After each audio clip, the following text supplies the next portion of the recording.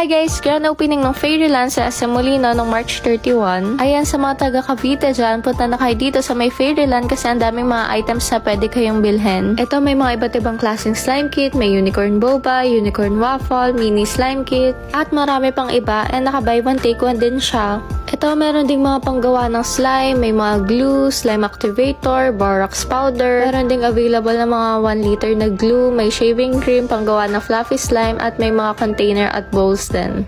Ito pa yung mga ibang item, may mga phone keychain. Ayan, madami kayong pagpipilian ng mga design. Meron din crochet na octopus na keychain. Available siya sa iba't ibang mga colors. Yan, sobrang cute niya. Meron din mga squishy na available. Ayan, meron siya iba't ibang mga klase.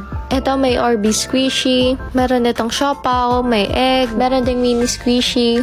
Ito, umiilaw naman siya. Ito, marami pa. May strawberry, hamburger, donut. Meron din itong King Kong and ang ganda ng texture niya. Para siyang may sand sa loob. Meron din mga iba't ibang mga slime. Ito, may mga kinetic sand din. Tapos ito, may mga clay set. Ito, madami pang DIY na available dito sa may Fairyland. Ito, may quiet book. Ganyan yung magiging itsura niya pag nagawa niyo na siya. May mga cream glue set din. Ito, hairpin. Ito, may glue card sticker set. Meron ding bear paint.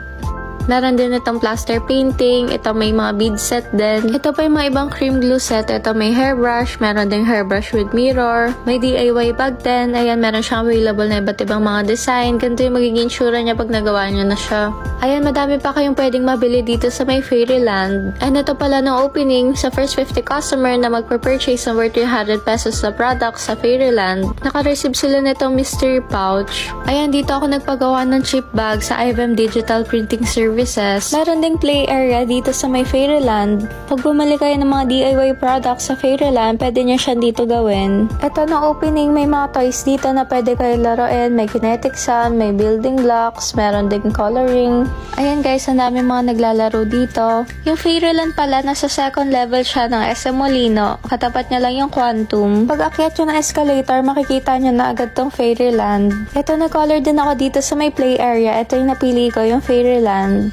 Pero ayan, hindi ko siya natapos. Tinignan ko na lang yung mga gawa ng iba. Ayan guys, ang ganda ng mga ginawa nila. Tapos yung iba, nilagyan pa nila na name nila. And ito guys, ang daming bumili dito sa Fairyland ng opening. Sobrang daming tao. Sa mga bumili pala ng worth 100 pesos, may chance silang bumunot ng egg.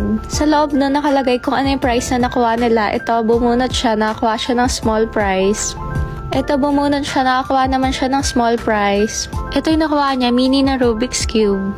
Ito, bumunot siya, nakakuha din siya ng small prize. Kaya nakakuha siya ng pantali sa buhok. Sobrang happy niya. May nanalo din pala ng big prize pero hindi ko na-videohan. Ito, nakakuha siya small prize, nanalo siya ng eraser. Ayan, nandito ako sa loob ng Fairyland and tumulong ako sa pagpapak kasi sobrang daming mga bumibili. Ito, may mga nakakakilala sa akin na papanood daw nila ako sa TikTok. So, ayan guys, sa mga hindi pa nakakapunta sa Fairyland, punta na kayo!